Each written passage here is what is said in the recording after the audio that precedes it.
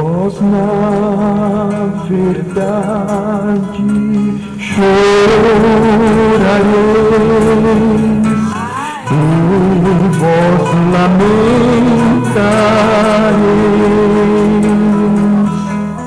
O mundo se alegrará. De Nova York. Apartai-vos, diz o Senhor, e não toqueis coisa imunda, e eu vos receberei. Segundo aos Coríntios, capítulo 6, versículos 14 a 17. Adventistas, pastores e membros, porque os guias deste povo são enganadores, e os que por eles são guiados são destruídos. Isaías, capítulo 9, versículo 16. Olá, amigos internautas. Agora eu tenho a alegria de falar com o Padre Hélio Pacheco Filho, ele que é coordenador da Comissão Arquidiocesana de Ecumenismo e Diálogo Interreligioso do Rio de Janeiro. Tudo bem, Padre Hélio? Tudo bem. Padre, eu gostaria que o senhor falasse um pouco para a gente sobre a importância do ecumenismo dentro da Igreja Católica. Bem, eu falaria sobre a importância do ecumenismo para a Igreja de Jesus Cristo. A Igreja de Jesus Cristo é uma só. Infelizmente, existem hoje divisões. E o ecumenismo visa exatamente nós buscarmos a reunião destas denominações tantas que a Igreja está fragmentada. Nós precisamos responder ao desejo de Jesus, que, orando ao Pai, disse que todos sejam um. E é exatamente por causa desta oração de Jesus, por este desejo dele, que nós estamos no trabalho ecumênico buscando a nossa unidade.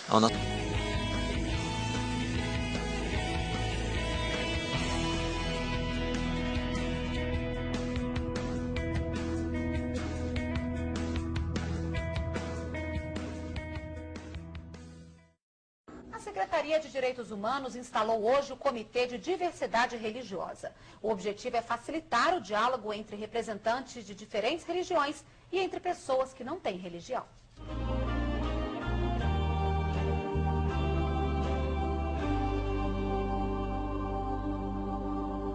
A ideia é que todos os segmentos religiosos do país possam conviver em harmonia na promoção da paz.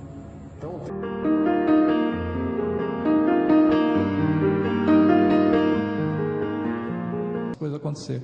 Então ela escreveu de uma forma que as pessoas, os líderes, não entenderam, graças a Deus, porque senão eles teriam tirado. E hoje os textos estão aí. Os textos estão aí nos livros, Grande Conflito, livros atuais, que nós temos normalmente, não é? Foram tiradas algumas coisas? Foram, mas as verdades estão presentes ainda. Vamos ver o que ela disse sobre o estudar individualmente. Isso é importante para a nossa salvação. Isso está no Grande Conflito, no capítulo 37. O primeiro e mais elevado dever de todo ser racional é aprender das Escrituras o que é a verdade, e então andar na luz, animando outros a lhe seguirem um exemplo. Devemos dia após dia estudar a Bíblia, diligentemente, ponderando todo pensamento e comparando passagem com passagem. Com o auxílio divino, devemos formar nossas opiniões por nós mesmos, visto termos de responder por nós mesmos perante Deus. Quarto comentário bíblico, página 1141. Não podemos endossar envolvimento algum em ecumenismo, nem espécie alguma de associação com a moderna Babilônia. Não se unam os atalaias sob os muros de Sião com os que estão a tornar de nenhum efeito a verdade como ela é em Cristo. Não se juntem eles à confederação de incredulidade, papismo e protestantismo. Quer dizer, não é para se unir nem com o protestantismo nem com o papismo. Isso é bem claro, né? O que ela falou sobre o novo milênio? Essa passagem também eu descobri recentemente, né? Recentemente eu digo há poucos anos, porque meu pai, ele faleceu na fé adventista, né? e ele achava e pregava até que Jesus viria até o ano 2000, ele achava que não ia passar do 2000, não é? Tinha uma fé muito forte nesse sentido, mas a gente não entendia esse texto. Olha que texto interessante. A linha de separação entre cristãos professos e ímpios é agora dificilmente discernida. Os membros da igreja amam o que o mundo ama e estão prontos para se unirem a ele, e Satanás está resolvido a uni-los em um só corpo. Que igreja que está falando aqui? A nossa, né? Não é outra não. E assim fortalecer sua causa, arrastando-os todos para as fileiras do espiritismo. Os romanistas, que se gloriam dos milagres como sinal certo da verdadeira igreja, serão facilmente enganados por esse poder operador de prodígios. E os protestantes, tendo rejeitado o escudo da verdade, serão também iludidos. Católicos, protestantes e mundanos juntamente aceitarão a forma de piedade destituída de sua eficácia e verão nesta aliança um grandioso movimento para a conversão do mundo e o começo do milênio há tanto esperado. Olha que texto claro hoje, que nós já passamos o milênio, né? Como é que agora a gente entende? Isso é ecumenismo. Olha, que ela previu há mais de 120 anos. Assim será proclamada a mensagem do terceiro anjo. Essa é a última mensagem. Ao chegar o tempo para que ele seja dado com o máximo poder, o Senhor operará por meio de humildes instrumentos, dirigindo a mente dos que se consagram ao seu serviço. Os obreiros serão antes qualificados pela unção de seu espírito do que pelo preparo das instituições de ensino. Homens de fé e oração serão constrangidos a sair com zelo santo, declarando as palavras que Deus lhes dá. Os pecados de Babilônia serão revelados. Os terríveis resultados da imposição das observâncias da igreja pela autoridade civil, as incursões do espiritismo, os furtivos mas rápidos progressos do poder papal, tudo será desmascarado. Por meio desses solenes avisos, o povo será comovido. Milhares de milhares que nunca ouviram palavras como essas, escutá-las-ão. Então o que ela está falando aqui? Os pecados de Babilônia serão revelados, serão falados, serão pregados por pessoas, né? Preparou o caminho para o desenvolvimento do papado, a besta. Disse o apóstolo Paulo que havia de vir a apostasia e manifestar-se o homem do pecado, segundo Tessalonicenses 2:3. Assim, a apostasia na igreja preparará o caminho para a imagem à besta. E ela termina nesse mesmo capítulo. Quando as principais igrejas dos Estados Unidos, ligando-se em pontos de doutrinas que lhes são comuns, influenciaram o Estado para que imponha seus decretos e lhes apoie as instituições, a América do Norte protestante terá então formado uma imagem da hierarquia romana, e a aplicação de penas civis aos dissidentes será o resultado inevitável. Então o que a gente entende daqui? Qual que era a igreja que sempre estava contra a união das igrejas, contra a guarda do domingo, a favor da guarda dos mandamentos todos de Deus? Qual que era essa única igreja? A igreja adventista. No momento que ela começa a se unir com o ecumenismo a nível mundial, ela começa a fazer acordos não recomendados por Deus, que Deus falou, não faz acordo com nem protestante, nem papado, nem ninguém. Então a única que batalhava contra a criação dessa imagem, essa imagem agora não tem resistência, então ela rapidamente vai se formar, né?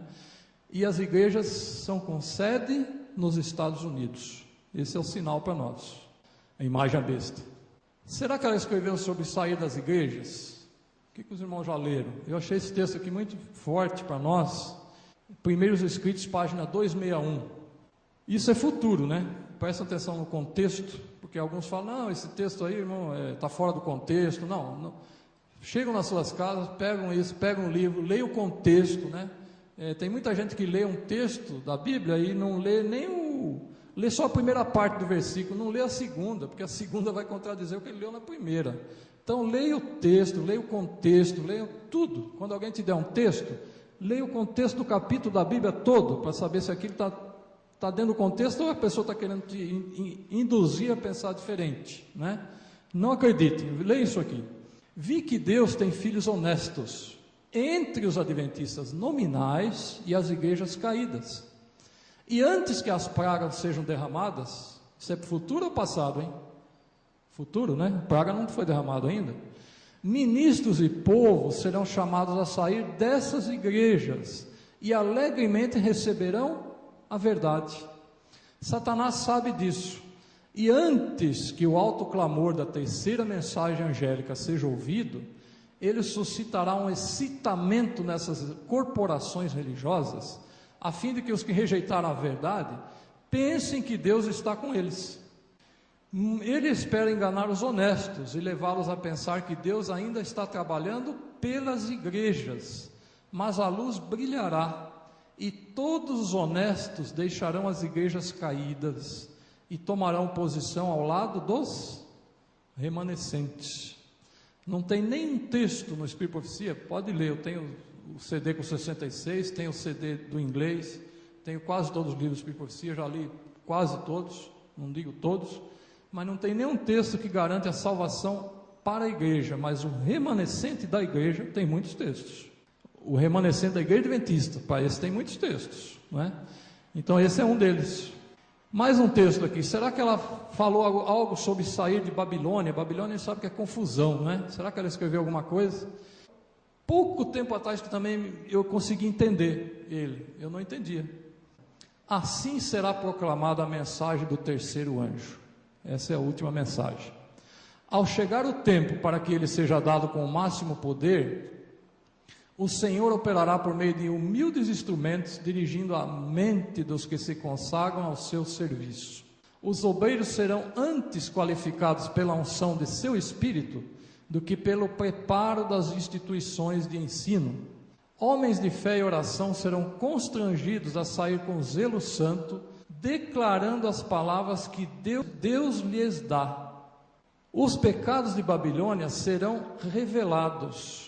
Os terríveis resultados da imposição das observâncias da igreja pela autoridade civil, as incursões do espiritismo, os furtivos mas rápidos progressos do poder papal, tudo será desmascarado. Por meio desses solenes avisos, o povo será comovido. Milhares de milhares que nunca ouviram palavras como essas, escutá-las-ão. Então o que ela está falando aqui? Os pecados de Babilônia serão revelados, serão falados, serão pregados por pessoas, né? Os furtivos e rápidos progressos do poder papal. A Igreja Católica nesses últimos 50 anos, ela conseguiu o que na Idade Média ela não conseguiu. Ela matou 100 milhões de pessoas na Idade Média porque não creram na Trindade. Pode ler o Decreto de Constantino. Hoje, ela está conseguindo com todas as igrejas aceitem esse dogma e todas estão aceitando em nome da paz. Fazemos a escolha correta. A quem nós vamos servir, né? A esse homem ou que está na Bíblia.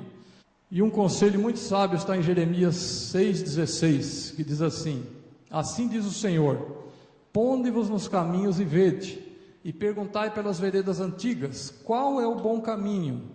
Andai por ele, e achareis descanso para as vossas almas. Mas eles disseram, não andaremos nele. Então, infelizmente, nós temos que pesquisar por nós, descobrirmos o que está acontecendo. Que Deus nos ajude a entendermos, e pelo menos que isso seja assim o ponto de, fala o start inicial, né? A gente fala em inglês o start, o início, né? Para que cada um saia daqui não crendo naquilo que eu disse, mas que vá pesquisar para ver se as coisas são assim. Tá bom?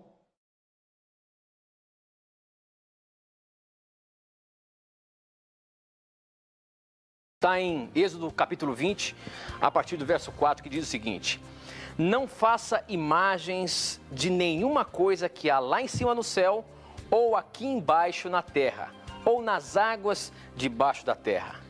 Não se ajoelhe diante de ídolos, nem os adore, pois eu, o Senhor, sou o Deus e não tolero outros deuses. Eu castigo aqueles que me odeiam. Não façam imagens de escultura.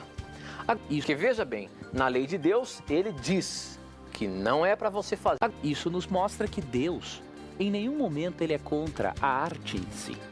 Por que você, pastor Leandro, fala que não pode fazer, que não tem perdão quem faz imagem e escultura, e ao mesmo tempo diz que Deus gosta da arte, manda fazer arte, manda fazer imagem e escultura. Você e o pastor Ivan, seus companheiros, manda que faça imagem e escultura. O Tito fala que não pode fazer imagem e escultura.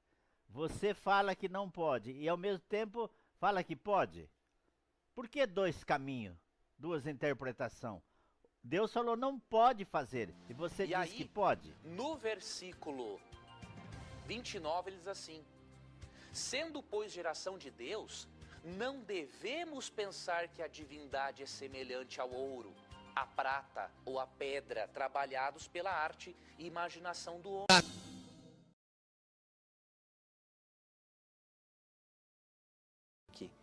Nós também descobrimos que fazer uma imagem de escultura, pintar um livro com uma figura de Jesus ou de qualquer apóstolo, isso não é idolatria. Eu posso